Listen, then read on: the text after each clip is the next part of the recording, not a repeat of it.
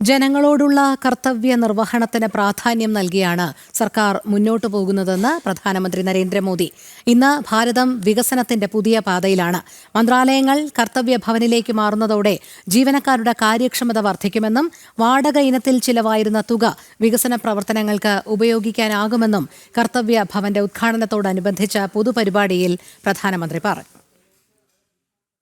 നിലവിൽ ഡൽഹിയിലെ വിവിധ ഭാഗങ്ങളിൽ പ്രവർത്തിക്കുന്ന മന്ത്രാലയങ്ങളാണ് കർത്തവ്യപഥത്തിന് ഇരുവശവും തയ്യാറാകുന്ന കർത്തവ്യ ഭവനുകളിലേക്ക് മാറുന്നത്. ഇതോടെ ജീവനക്കാരുടെ ജോലി സാഹചര്യം ഗുണകരമാകുന്ന രീതിയിൽ മാറ്റം വരുമെന്നും നിലവിൽ വാടക ഇനത്തിൽ ചിലവഴിക്കുന്ന ഭീമമായ തുക വികസന പ്രവർത്തനങ്ങൾക്ക് ഉപയോഗിക്കാനാകുമെന്നും പ്രധാനമന്ത്രി പറഞ്ഞു. അധികാരവും കർത്തവ്യവും ഒരു നാണയത്തിന്റെ ഇരുവശങ്ങളാണ്.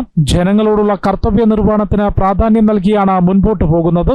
കർത്തവ്യ ഭവനുകൾ മാത്രമല്ല, രാജ്യത്ത് സാധാരണക്കാർക്ക് വേണ്ടി 4 കോടിയിലധികം വീടുകൾ നിർമ്മിച്ചു. 30,000-ലധികം പഞ്ചായത്ത് കെട്ടിടങ്ങൾ തയ്യാറാക്കി. 300-ലധികം പുതിയ മെഡിക്കൽ കോളേജുകൾ നിർമ്മിച്ചു.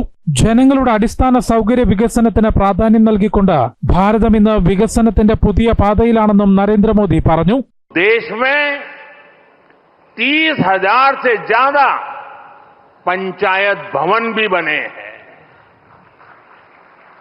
आज यहां एक और कर्तव्य भवन जैसी बिल्डिंग बन रही है, तो साथ ही गरीबों के लिए 4 करोड़ से ज्यादा पक्के घर भी बनाए गए हैं.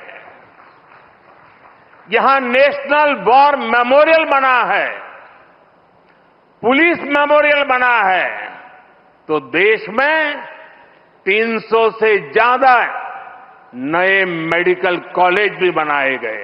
ഇടനിലക്കാരെ പുറത്താക്കാനായത് വലിയ വിജയമാണ്. നേരത്തെ സർക്കാർ പദ്ധതികളുടെ പണം ഇടനിലക്കാർ തട്ടിയെടുത്തിരുന്നു. ഇന്ന് പദ്ധതികളുടെ ഗുണഫലം നേരിട്ട് ജനങ്ങളിലേക്ക് എത്തിക്കാനായതിൽ സന്തോഷമുണ്ട്. 25 കോടിയിലധികം ജനങ്ങളെ ദാരിദ്ര്യത്തിൽ നിന്ന് കരകയറ്റാനായി. പുതിയ തലമുറയ്ക്കായി വികസിത ഭാരതം കെട്ടിപ്പടുക്കുകയാണെന്നും പ്രധാനമന്ത്രി പറഞ്ഞു. ജനം, ഡൽഹി.